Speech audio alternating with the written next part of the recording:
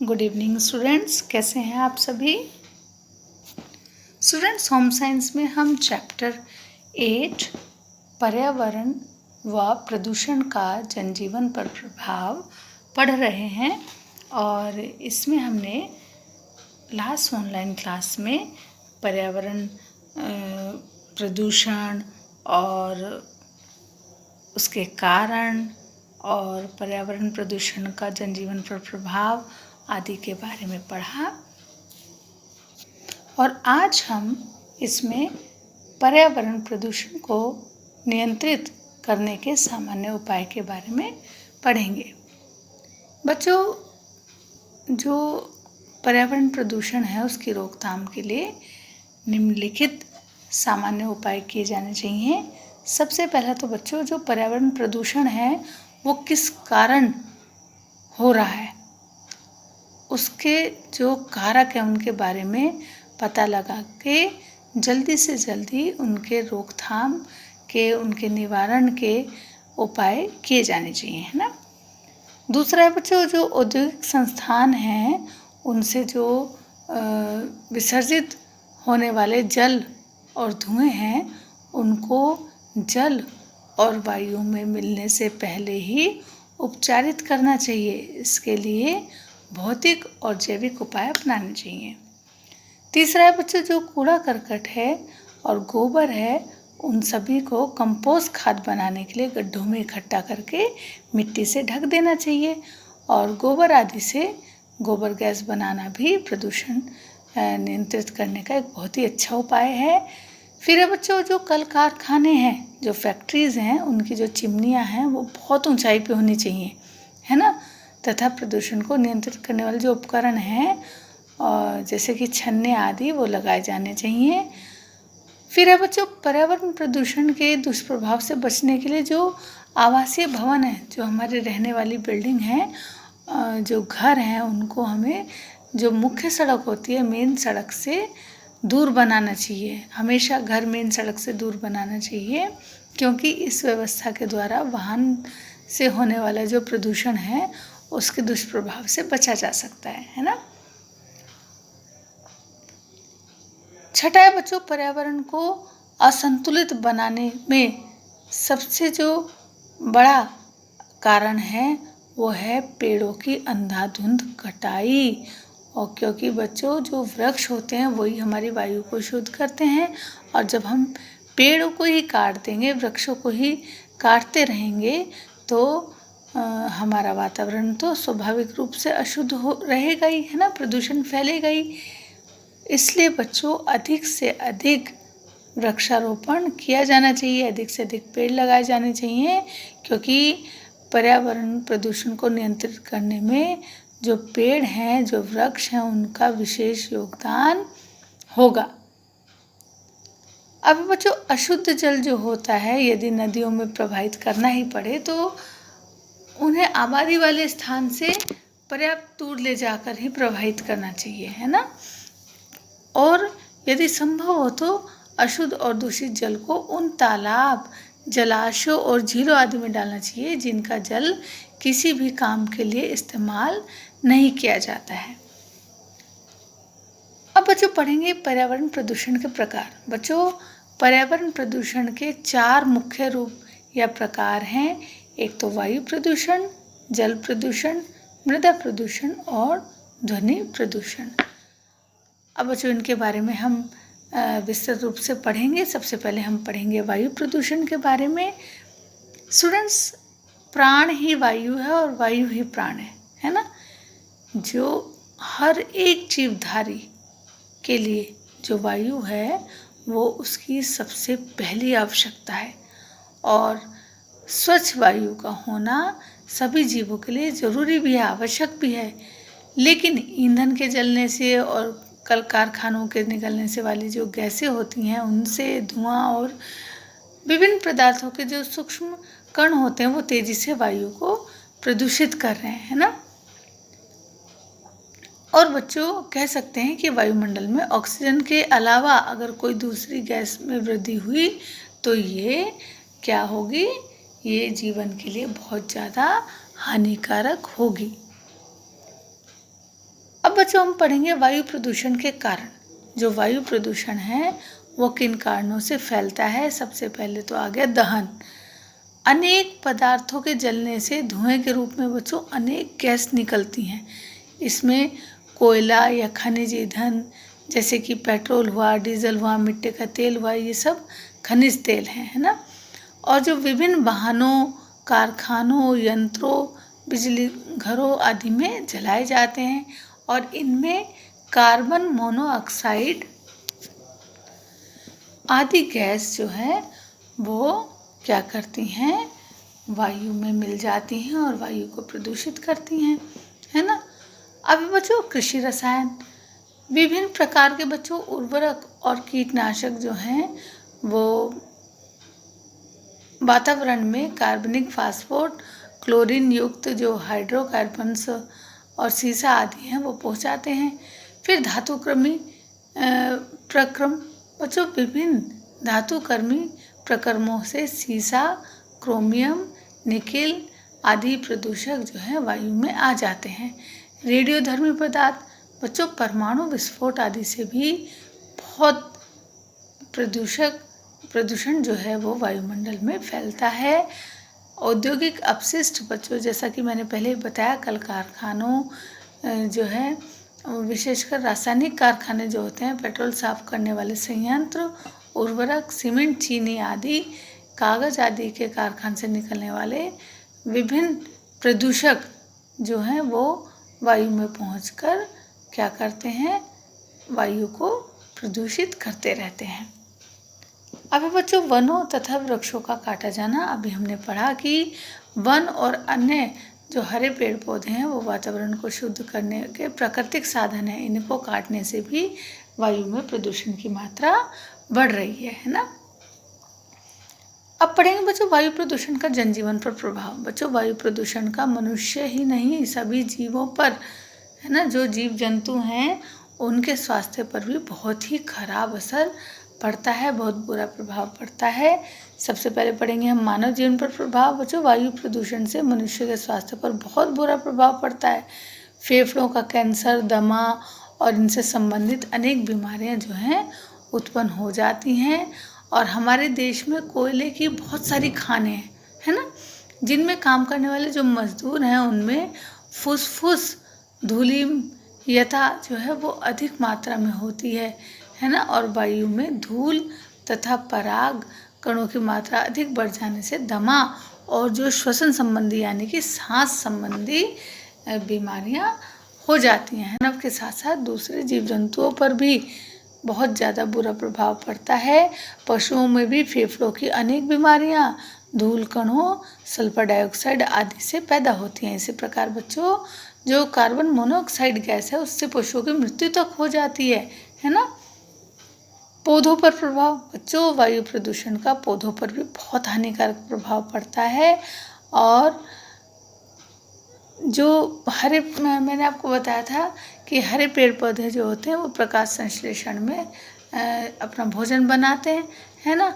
और ये जो विभिन्न प्रकार के प्रदूषक हैं इनकी परतें होने के कारण जो सूर्य का प्रकाश है उसकी सूर्य का प्रकाश पौधों तक बहुत जो है कम हो जाता है, पौधों तक पहुँचते पहुँचते। इस कारण वो अपना ये प्रकाश संश्लेषण की क्रिया में उनकी कमी आती है ना। और धूल मिट्टी आदि भी पेड़ पौधों पर बहुत बुरा प्रभाव डालते हैं। अब बच्चों वायु प्रदूषण नियंत्रण के उपाय। वायु प्रदूषण को कैसे नियंत्रित किया जा सकता है। सबसे पहला तो ये कि कारखानों की जो चिमनी है उनको क्या करना चाहिए, बहुत ऊंचाई पे लगाना चाहिए और धुआं कम करने के लिए उसमें विशेष तरीके के फिल्टर का निर्माण करना चाहिए, है ना। और बच्चों अधिक से अधिक पेड़ लगाने चाहिए। जो खाली पड़ी भूमि है उसमें घास लगाकर छोड़ देनी चाहिए जिससे कि धूल नहीं उड़ेगी, है ना, मिट्टी उड़ेगी नहीं। और घरेलू गंदगी और जो वनस्पति के अवशेष हैं और जीव जंतु के शव हैं उनको सड़ने नहीं देना चाहिए। बच्चों घर बनाते समय इस बात का ध्यान रखना चाहिए कि जो सूर्य का प्रकाश है और हवा है वो घर में आने की उचित व्यवस्था हो, ठीक है। और यदि घर में हम पशु पालते हैं तो उनके रहने का स्थान थोड़ा हमसे दूर होना चाहिए, है ना। और हर एक बस्ती में ज़्यादा से ज़्यादा पेड़ पौधे लगाने चाहिए। और जिस जगह पर, जिस रोड पर बहुत अधिक वाहन चलते हैं वो पक्की होनी चाहिए, क्योंकि कच्ची होगी तो बहुत ज़्यादा धूल मिट्टी उड़ेगी और प्रदूषण बढ़ेगा, है ना। और बच्चों, पेड़ पौधों के कटान को रोकना चाहिए, क्योंकि पेड़ पौधे ही हमारी वायु को शुद्ध करते हैं। स्टूडेंट्स, वायु प्रदूषण के बाद अब हम पढ़ेंगे जल प्रदूषण। बच्चों, जल ही जीवन है, ये तो आप सभी जानते हैं। और हमारे शरीर में लगभग 70% जल की मात्रा होती है और जो स्वस्थ रहने के लिए भी आवश्यक है। और लेकिन जल को भी जो विभिन्न प्रकार के विषैले तत्व हैं वो प्रदूषित कर रहे हैं, और यही क्या कहलाता है, जल प्रदूषण कहलाता है। और जल भी मनुष्य की बहुत अनिवार्य आवश्यकता है ना। हम लोग रोज के कामों में, अपने खाना बनाने में, सफाई करने में, पीने में, हर काम के लिए हम जल का प्रयोग करते हैं। और बच्चों, आज के टाइम में जो जल प्रदूषण की समस्या है वो बहुत विकट हो गई है, बहुत बड़ी हो गई है। उससे भूमिगत जल तो प्रदूषित होने ही लगा है, और कई स्थानों पर तो बच्चों जो पीने का पानी है उसका भी संकट आ गया है ना। लोगों को पीने का पानी तक उपलब्ध नहीं है साफ।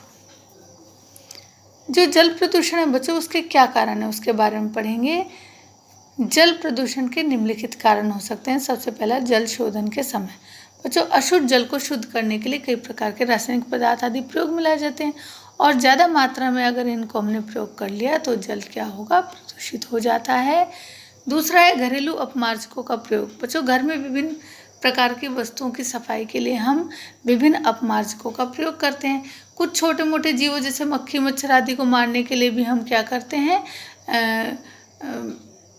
DDT और फिनाइल और साबुन, सोडा, इन सब का इस्तेमाल करते हैं। और इस्तेमाल करने के बाद ये पानी हम नदियों मतलब कि नालियों में बहा देते हैं, और नालियों के द्वारा ये जो दूषित जल है ये नदी और झीलों में चला जाता है और जल को क्या कर देता है, प्रदूषित कर देता है।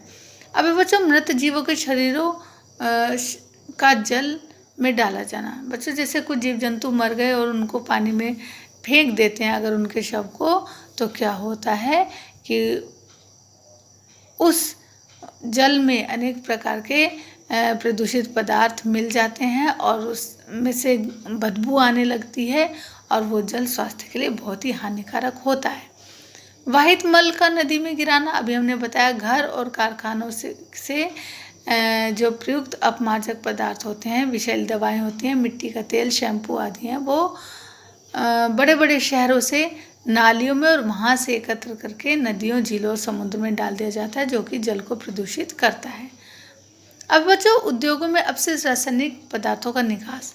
विभिन्न प्रकार के उद्योगों में सीसा, पारा इत्यादि अनेक प्रकार के जो रासायनिक पदार्थ है वो अपशिष्ट रूप से निकलते रहते हैं, और वो जल को क्या करते हैं, प्रदूषित करते हैं।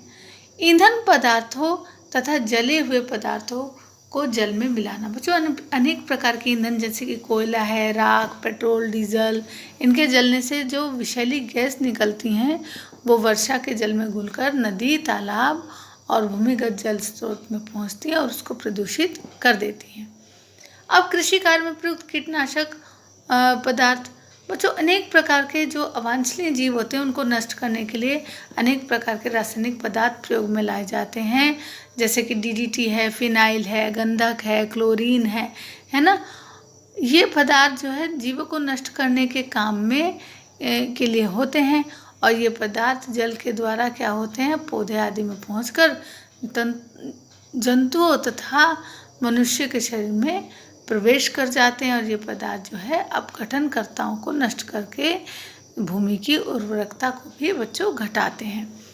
बच्चों, जल प्रदूषण का जनजीवन पर प्रभाव। जल प्रदूषण का जनजीवन पर बहुत ही खराब प्रभाव पड़ता है, बहुत ही बुरा प्रभाव पड़ता है, और ये मनुष्य के लिए एक बहुत ही गंभीर समस्या है। और प्रदूषित जल जो है उसका प्रयोग करने से अनेकों बीमारियां उत्पन्न हो जाती हैं, और अकेले बच्चों भारतवर्ष में ही प्रदूषित पेयजल के कारण 1000 लोग प्रतिवर्ष अनेक रोग जैसे कि हैजा है, टाइफाइड है, पेचिश है आदि से मर जाते हैं, उनकी मृत्यु हो जाती है।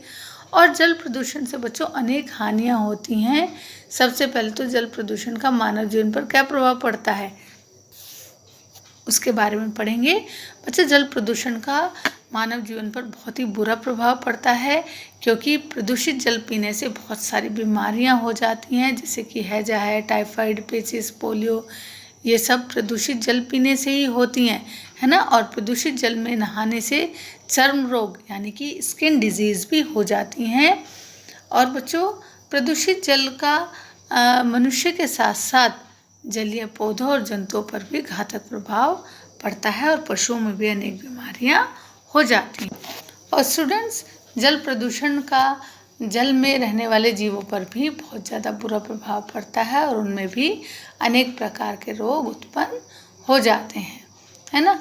मवेशी तथा अन्य पशुओं को हानि, नदी, तालाब आदि को जो प्रदूषित जल है पशुओं, मवेशियों आदि में भी भयंकर बीमारी उत्पन्न कर देता है। फसलों को हानि, बच्चों ये प्रदूषित जल जो है वो पेड़ पौधों में भी अनेक प्रकार के कीट और जीवाणु उत्पन्न कर सकता है। पर्यावरण तथा पारिस्थितिक तंत्र को हानि, बच्चों उपयुक्त विवरण के आधार पर ये स्पष्ट होता है कि जो जल प्रदूषण है वो अनेक प्रकार के जीवों को नष्ट कर देता है और उनमें बहुत सारे रोग उत्पन्न करता है। जल प्रदूषण अनेक प्रकार से पर्यावरण को विकृत कर जो पारिस्थितिक तंत्र है उसको असंतुलित कर देता है। अब जो पढ़ेंगे जल प्रदूषण की रोकथाम के उपाय। स्टूडेंट्स, जो जल प्रदूषण है उसको कम किया जा सकता है अगर हम निम्नलिखित उपाय अपनाएं तो। सबसे पहला तो है कि नदियों, झीलों जो आदि जो है, नहरें वगैरह, उनमें किसी भी तरीके का कचरा, कूड़ा करकट नहीं डालना चाहिए। और जो उद्योग हैं, घर हैं, सीवर लाइन है, उनसे निकलने वाले गंदे पानी को इकट्ठा करके आधुनिक संयंत्रों से सफाई करके ही उसे नदी में डाला जाना चाहिए। तीसरा है जल के शुद्धिकरण के लिए जल स्रोतों में जलीय पौधे जैसे कि शैवाल और मछलियों को रखना चाहिए।